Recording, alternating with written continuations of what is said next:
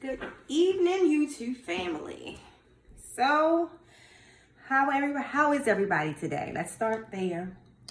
So tonight I decided that I would actually bring out some of my other reptiles as I do this recording, which is simply it's going to be a little bit of information about me, my journey, why I love reptiles, when I started loving reptiles, and some of my favorite things to do with them.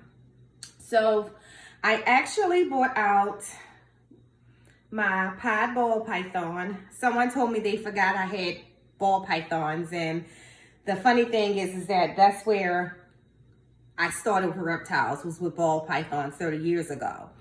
I had my very first snake was a ball python bought from a pet store that was way before PetSmart was even as big as it is now. So, and that ball python lived 22 years. And yeah, so I started with ball pythons. The berms and the retics are new to me. My very first reticulated python was purchased in September of 2020, believe it or not. I just fell in love with them and I bought more. And I spent a lot of time with them because I think compared to, actually one of the retics is over there. I have to keep an eye on him because he'll be upstairs somewhere if I don't pay attention. But yeah, so in all actuality, my favorite snake has become the reticulated python.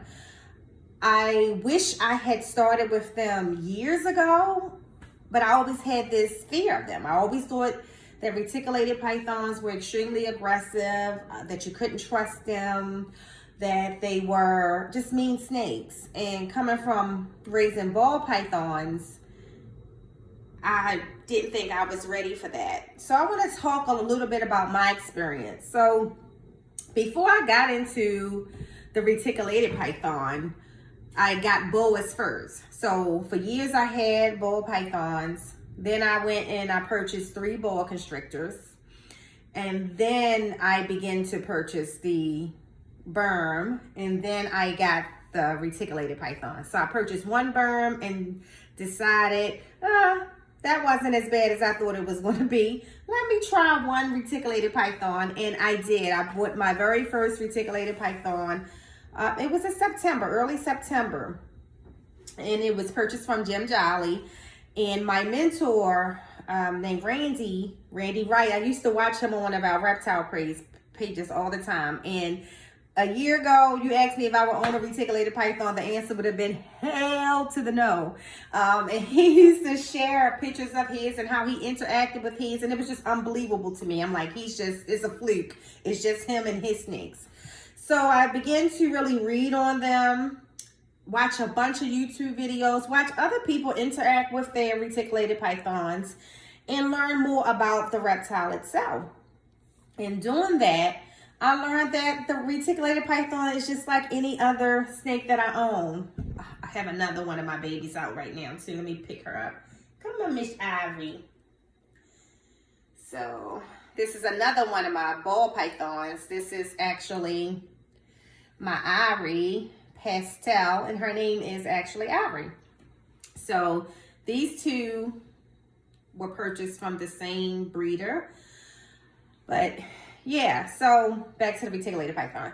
So what made me get into the reticulated python or determine that, hey, they're just like any other snakes was me reading books on them, me watching YouTube videos, Nerd, which was one of my favorites to watch. I watched some Jay Brewer, but Jay Brewer can make a reticulated python seem scary, so I didn't watch a lot of his. I wanted to see more of the people who socialized their reticulated pythons and actually interacted with them daily. So my intent is not to breed them. Well, let me not say that. My intent was to breed the ball pythons. My intent is not to breed the reticulated python. One of my favorite snakes is one of my living ball pythons, and his name is Busy, and he's over there. Busy is almost 5 years old, And the goal was to purchase, you know, more different morphs of ball pythons to breed with Busy, who is a spider ball python. So, and he doesn't have a wobble. He's very healthy, big snake. I mean, you would see him in other videos if you actually surf my page. So yeah, so that was the goal. So then I ended up getting into these reticulated pythons, which I absolutely fell in love with them because of the interaction, the intelligence. So as a pet owner in general, I love animals. I also have 2 tegus, I have 2 turtles, I have 2 dogs. One of them being a Rottweiler. And what I love about the Rottweiler is the intelligence of the Rottweiler. So the reticulated python to me is like the Rottweiler or the German Shepherd of reptiles. And I really, really enjoy, sorry, I have to keep an eye on him, interacting with them, having to interact with them, because you have to learn them, they have to learn you. That's just it.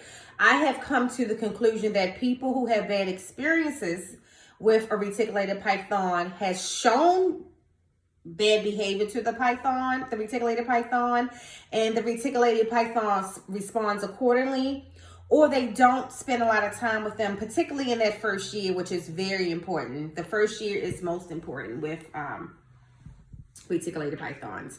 That is the year that you really build that relationship and that trust.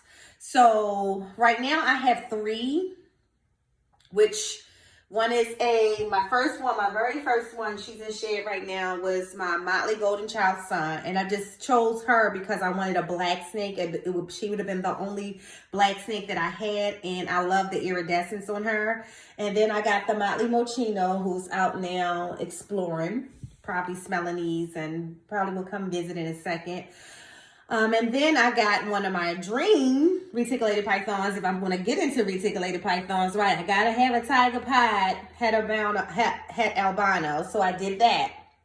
And I got that one. And then for a minute, I said I wasn't going to get any more. I wanted to spend some time with them, interact with them to see if there was any variations in personalities.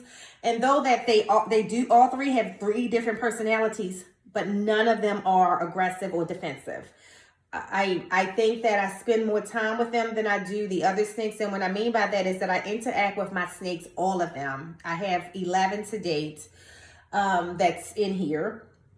And I spend time with all of them. I got to watch him because I don't want him to come and mess with them.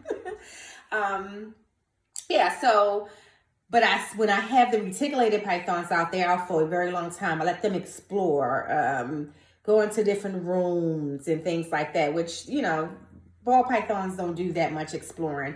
My husband built them a jungle gym. They might get on the jungle gym, play around a little, but they don't do too much exploring. So, yeah, so I actually have in my collection, I have a corn snake. I have 3 ball pythons. I have 3 boa constrictors. I have 3 reticulated pythons, 1 Burmese python, my baby Miss Pearl, and 2 new ones coming. I just ordered, just paid for 2 new reticulated pythons, and I will get them next month because my breeder actually left today for Indonesia. So as soon as he gets back, we'll have them shipped to me.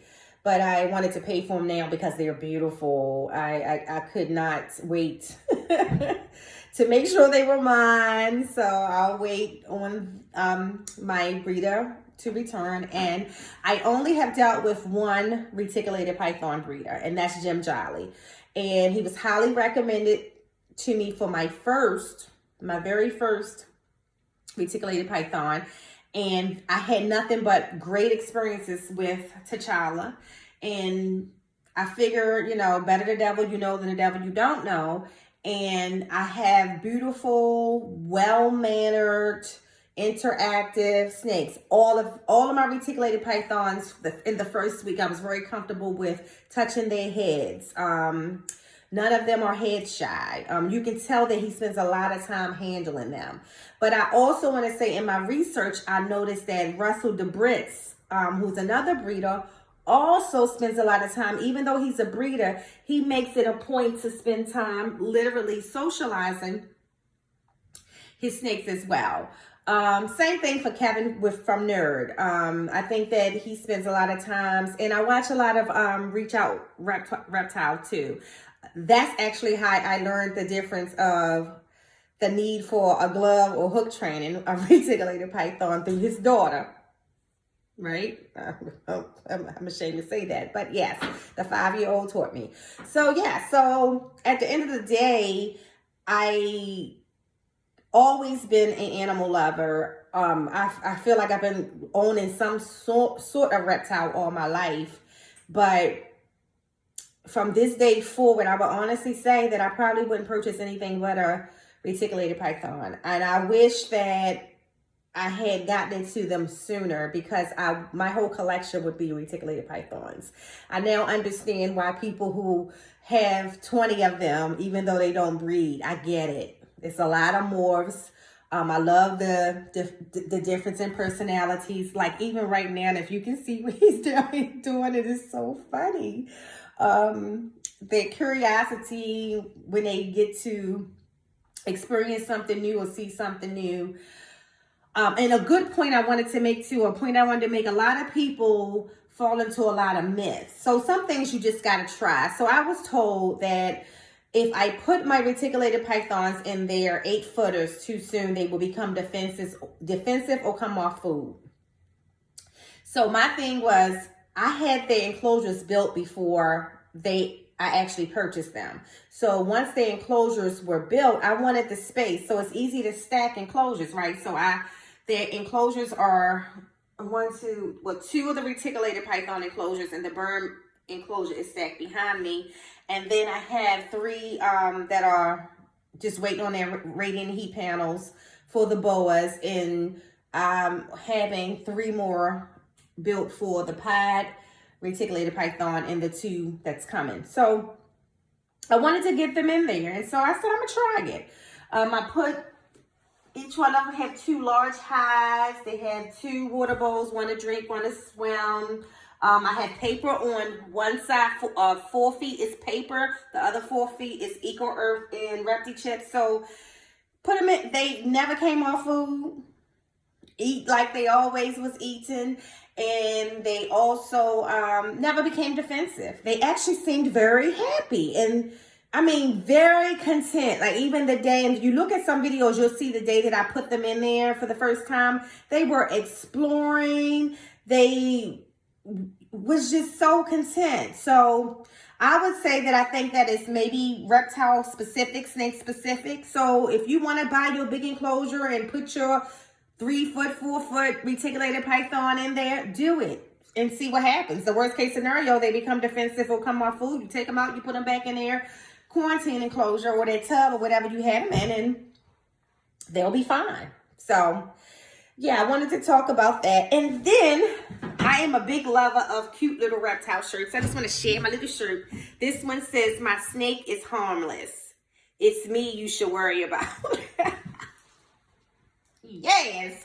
So yeah, I am a fan of the Reticulated Python, but I do own some sweet bull pythons, and I love them as well. So that's it for tonight. Thank you guys for tuning in. And I always forget to ask this, so please subscribe, share, and like. Subscribe, share, and like. I never ask it. You look at all my videos, I never asked that, but I said I was going to make sure to remember that now in this year, I'm going to be putting out more content, that I do want more subscribers, and I have a lot to bring to you and a lot to share. And a lot of knowledge to share, a lot of experience, and a lot of knowledge that I get from other people. I have some really good mentors in my corner.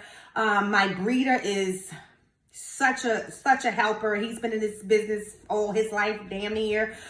So he's very, very helpful with information. So I share what I know and that I've learned. I don't know it all, but what I do know, I know what works and what doesn't work and what has worked for me. So thank you for tuning in. Don't forget, subscribe, like, share. Bye.